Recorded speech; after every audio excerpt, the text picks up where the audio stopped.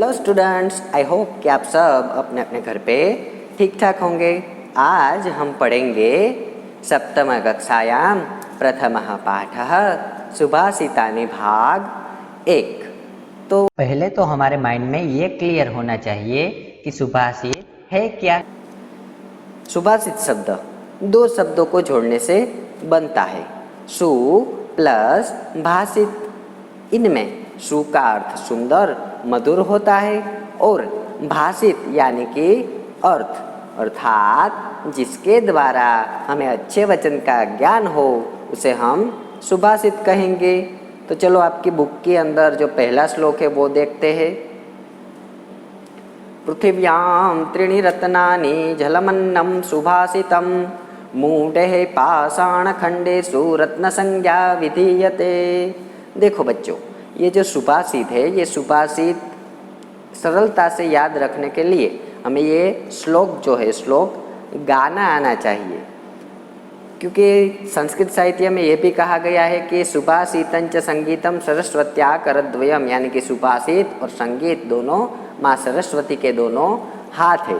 तो ये श्लोक कैसे हम गाएंगे?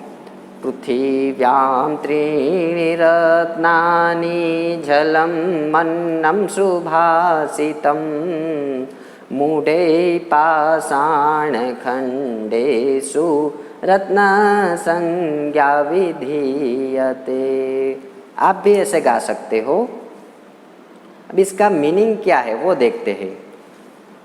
प्रथम श्लोक में यानी कि ये पहले श्लोक में ऐसा कहा गया है कि सुभाषितों का जो महत्व है वो महत्व बताया गया है। पृथ्वी में तीन ही रत्न है। कौन कौन से? जलम अन्नम सुभाषितम, यानी कि जल, अन्न और सुभाषित यानी कि मधुर वचन।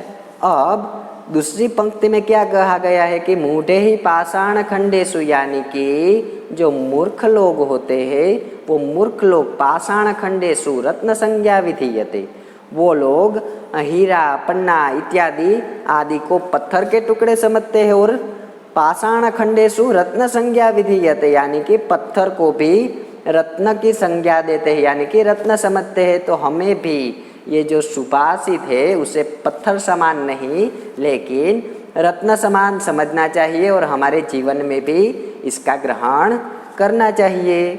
अब दूसरा श्लोक देखते हैं।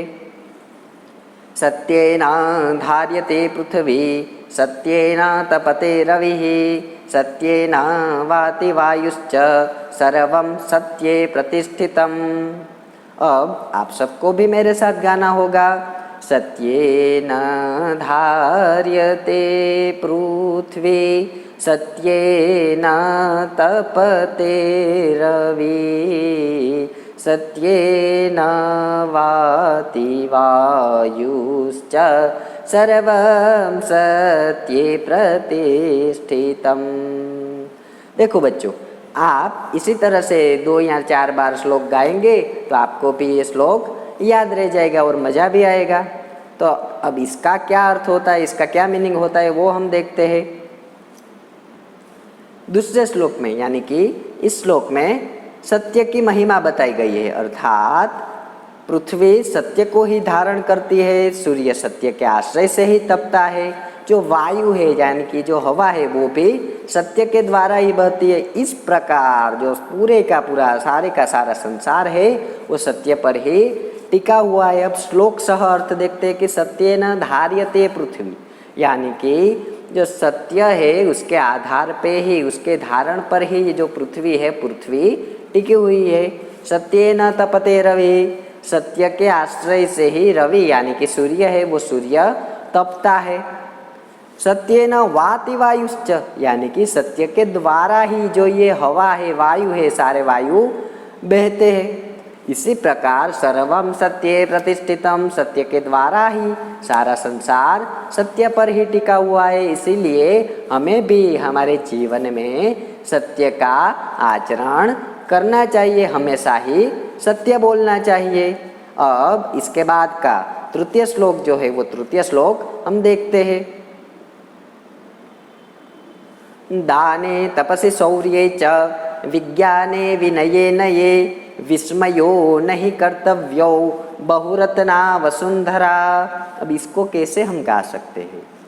दाने तपसि शौर्ये च विज्ञाने विनये नये विस्मयो नहि कर्तव्यो बहुरत्ना वसुंधरा।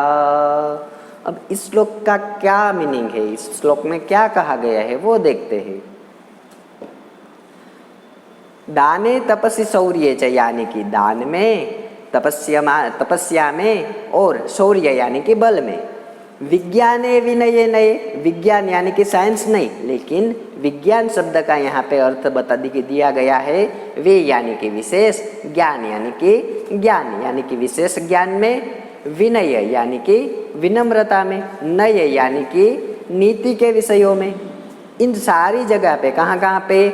दान में, तपस्या में, बल में, विशेष ज्ञान में, विनम्रता में और नीति के विषयों में विस्मयो नहीं कर्तव्य। विस्मय यानी कि कभी भी आश्रय नहीं करना चाहिए। कहाँ कहाँ पे? दान में, तपस्या में, बल में, विशेष ज्ञान में, विनम्रता में और नीति के विषयों में निश्चय कभी भी हमें आश्रय नहीं करना चाहिए। क्यों? क्योंकि बहुरत्ना वसुंधरा, क्योंकि पृथ्वी जो है वो पृथ्वी बहुत रत्नों वाली है, अर्थात पृथ्वी में बहुत से ऐसे रत्न भरे हुए हैं। कौन कौन से? दान, तपस्या, बल, विशेष ज्ञान, विनम्रता, नीति इत्यादि बहुत सारे ऐसे रत्न भरे हुए हैं। इसीलिए पृथ्वी के जो जो रत्न है उनमें हमें कभी भी आश्रय नहीं करना चाहिए। धन्यवाद।